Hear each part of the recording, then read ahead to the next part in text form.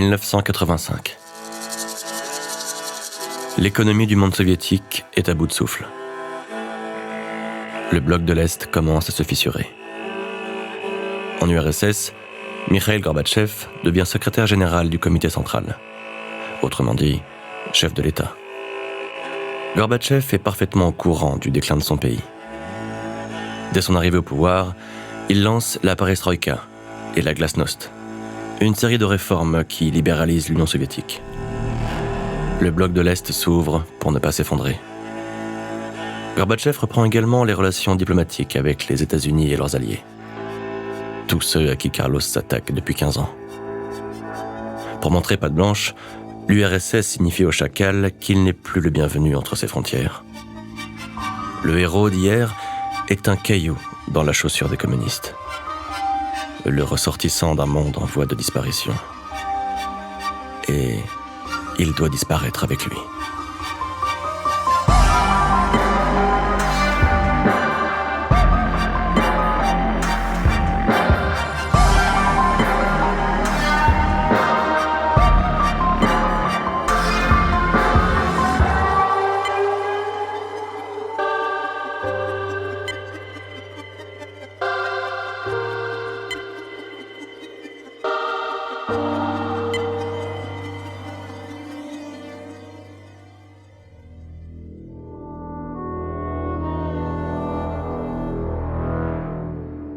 Le 16 septembre 1985, Carlos s'installe à Damas, en Syrie, avec Magdalena Kopp. Sa compagne allemande est libre depuis le mois de mai, et le couple se marie. Le 17 août 1986, une fille naît de leur union. La vie est belle à Damas. Carlos s'y sent chez lui. Le régime syrien pour qui il organise des attentats lui ouvre les bras. Il fréquente les hautes sphères et conseille à la famille Al-Assad qui accapare le pouvoir depuis 1971. Carlos n'a pas l'intention de se ranger. Il a toujours en tête ses projets de révolution mondiale. Mais la révolution coûte cher et le régime syrien ne semble pas prêt à la financer. Le chacal n'a plus un rond. Il accepte alors de rencontrer François Genoux, un banquier suisse qui finance la résistance arabe. François Genoux partage avec les terroristes palestiniens la haine du sionisme, ou peut-être simplement des Juifs. Car avant d'apporter son soutien au Front populaire de libération de la Palestine, c'est le régime national-socialiste qui a obtenu les faveurs du banquier, au point d'être l'exécuteur testamentaire d'Hitler et de Goebbels. Genoux voue depuis longtemps une admiration sans faille à Carlos. Il est prêt non seulement à renflouer ses finances, mais également à partager la mine de renseignements qu'il glane auprès de son réseau d'anciens nazis réemployés dans les services secrets des deux républiques allemandes. Carlos a besoin de ces renseignements pour préparer ses attentats. Il décide de s'asseoir sur ses idéaux communistes et se lie avec le banquier fasciste.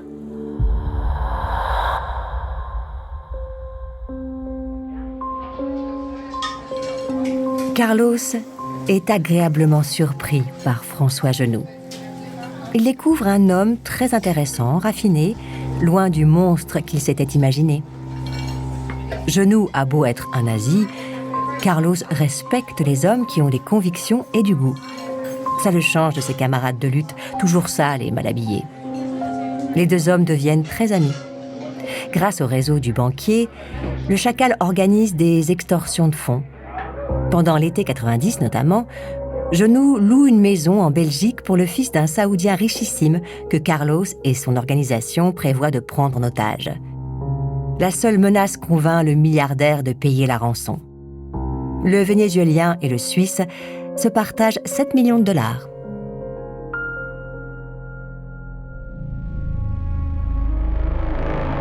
« 2 août 1990. L'Irak envahit le Koweït. À la tête des forces irakiennes, Saddam Hussein veut annexer l'émirat et s'approprier ses réserves de pétrole. Les États-Unis de George Bush Sr. réagissent aussitôt pour protéger leurs intérêts dans la région. Bush réunit autour de lui une coalition internationale qui comprend les pays frontaliers de l'Irak. La Syrie y participe. En échange de sa coopération, le président américain promet au régime des Al-Assad de ne plus figurer sur la liste des pays qui soutiennent le terrorisme. Les Syriens acceptent et entreprennent de faire le ménage. Depuis 1991, les autorités syriennes font savoir au chacal qu'il doit changer d'adresse. Le Vénézuélien plie bagage avec sa femme et sa fille. Direction Amman, la capitale jordanienne. Mais Magdalena en a marre de vivre cette vie de renégat. La jeune maman aspire au repos. Elle le fait savoir à Carlos. Le chacal s'arrange pour l'envoyer avec sa fille au Venezuela, sous la protection de sa famille qui est encore très influente. Mais pour s'y rendre, il leur faut des papiers en règle. Carlos fait donc le voyage jusqu'à Beyrouth et s'introduit dans l'ambassade du Venezuela avec 8 hommes armés jusqu'aux dents. Il force les employés de la représentation diplomatique à lui fournir un passeport en règle pour sa fille et à régulariser son mariage avec Magdalena. Ainsi, elles pourront toutes deux se mettre à l'abri dans son pays natal. Le chacal, lui, compte rester en Jordanie. Un retour au bercail signerait sa capitulation. Et un révolutionnaire ne capitule jamais.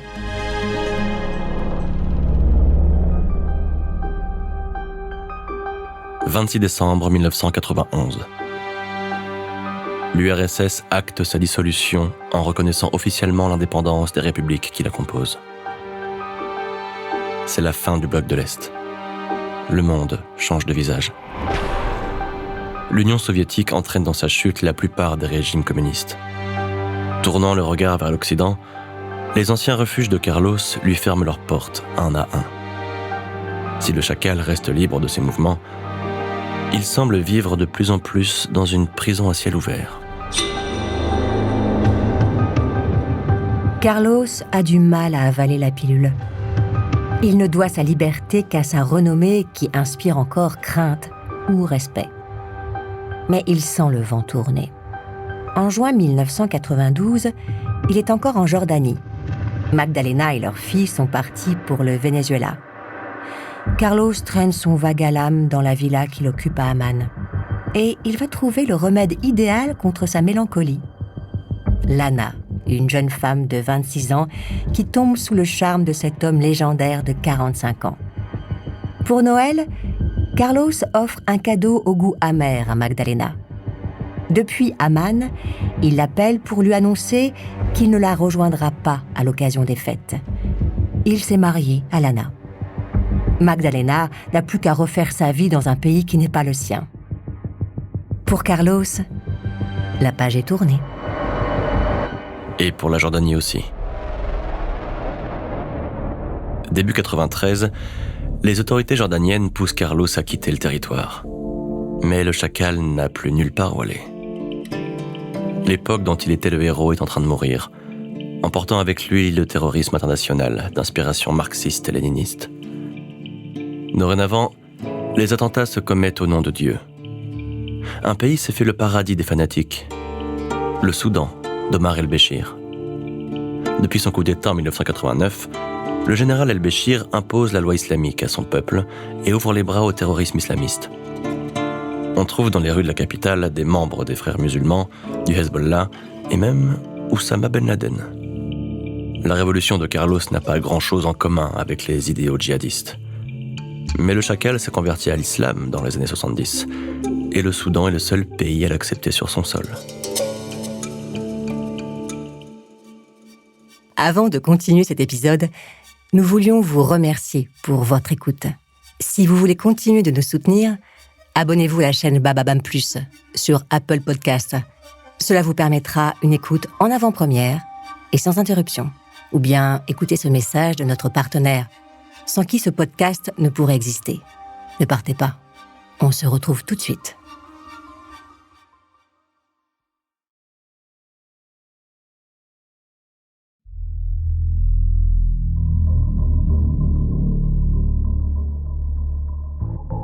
En août 1993, Carlos et Lana atterrissent à Khartoum, au Soudan. L'accueil que le chacal reçoit des autorités n'a rien à voir avec celui qu'on lui réservait dans l'ancienne URSS ou dans les pays du Golfe Persique. Les Soudanais refusent notamment de lui délivrer un passeport officiel. Il n'a pas plus de droits qu'un vulgaire touriste. De fait, Carlos ne se comporte pas autrement. Il flâne dans les rues de Khartoum, festoie dans les clubs, où la consommation d'alcool est permise, et drague sur la piste de danse, comme au bon vieux temps. Il ne prend pas la peine de se faire discret. Et se laisse même filmer lors d'une soirée de mariage qui a lieu dans une boîte de la capitale. Le chacal ressemble à n'importe quel retraité en vacances. Il est pourtant plus proche d'un condamné qui savoure son dernier repas. Car, à Washington et à Paris, son destin s'écrit sans lui. En ce mois d'août 1993, l'administration de Bill Clinton inscrit le Soudan sur la liste noire des États soutenant le terrorisme. À la clé, une série de sanctions économiques et commerciales prévues pour étrangler le pays. La même année, une cassette vidéo tombe entre les mains de l'officier de la DST, Philippe Rondeau.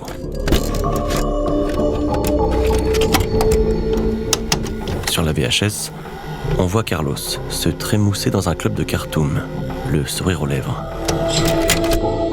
L'arrestation du chacal est l'obsession de Rondeau depuis 1975. Il part immédiatement au Soudan pour faire des repérages. De son côté, le gouvernement soudanais démarche la diplomatie française pour nouer de nouvelles relations commerciales et contourner les sanctions américaines. Paris veut rétablir son influence dans une région largement sous la coupe des États-Unis. Les Français sont donc tout à fait prêts à apporter leur soutien au Soudan. Mais ils exigent une contrepartie, que le régime d'Omar el-Béchir leur livre Carlos.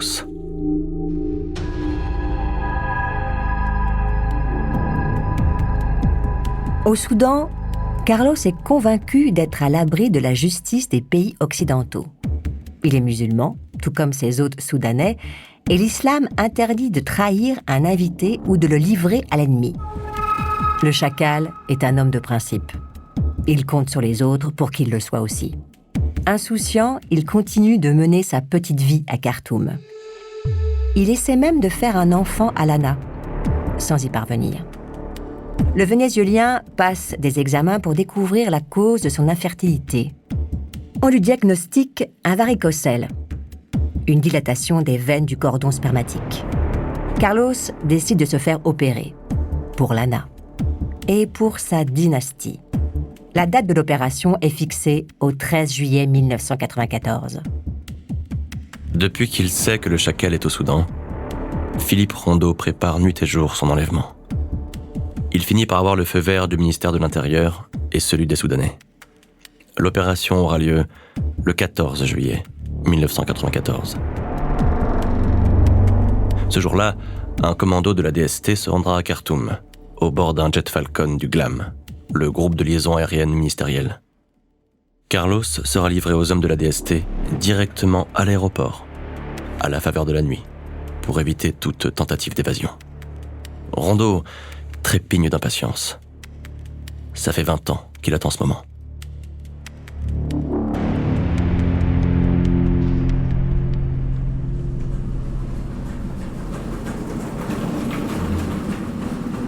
« 13 juillet 1994.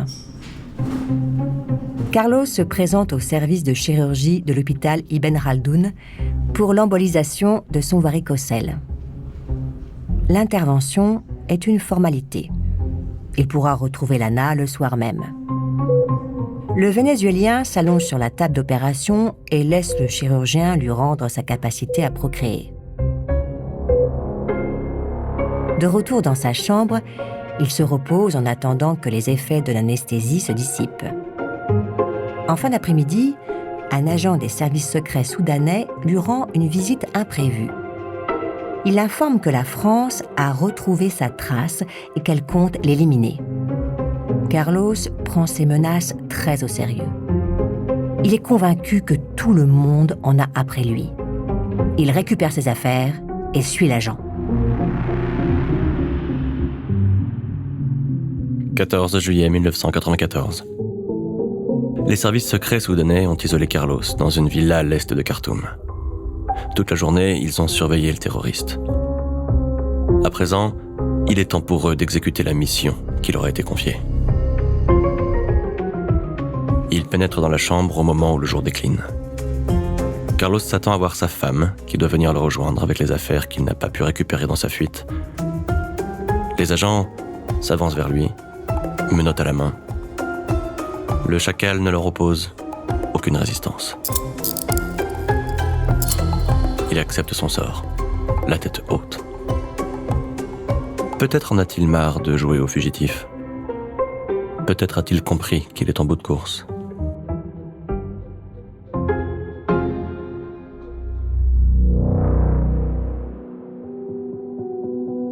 Carlos reçoit une dose de sédatif par intraveineuse et sombre dans un sommeil sans rêve.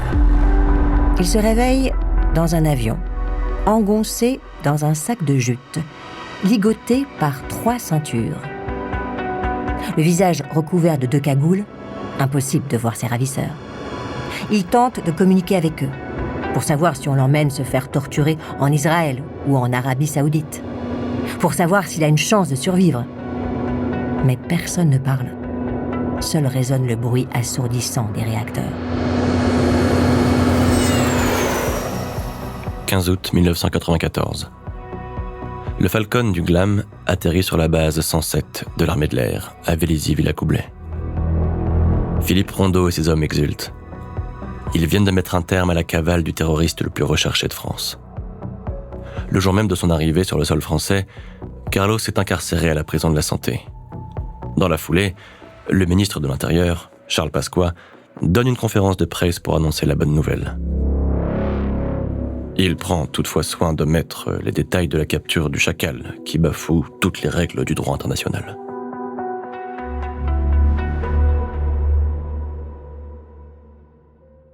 Dans l'attente de son procès, Carlos est placé à l'isolement. Il lui faudra patienter 3 ans pour être entendu par la justice. Le 12 décembre 1997, il est jugé pour les meurtres de la rue Toulier, commis en 1975. Pour échapper à son arrestation, il avait abattu de sang-froid Michel Moukarbal et les agents de la DST, Jean Donatini et Raymond Douce. Durant l'audience, Carlos refuse de reconnaître les faits dont on l'accuse.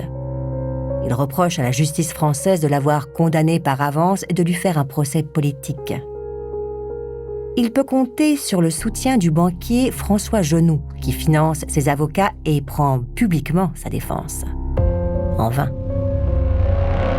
Le 24 décembre 1997, le chacal écope d'une peine de réclusion criminelle à perpétuité. Depuis sa cellule, Carlos hurle à la vengeance. En novembre 1998, il se lance dans une grève de la faim en signe de protestation et demande à ses partisans d'assassiner un ressortissant américain ou un défenseur du sionisme pour chaque jour qu'il aura passé derrière les barreaux. Mais ses appels au meurtre tombent à l'eau. Depuis la maison centrale de Poissy, dans les Yvelines, Carlos prêche désormais dans le désert.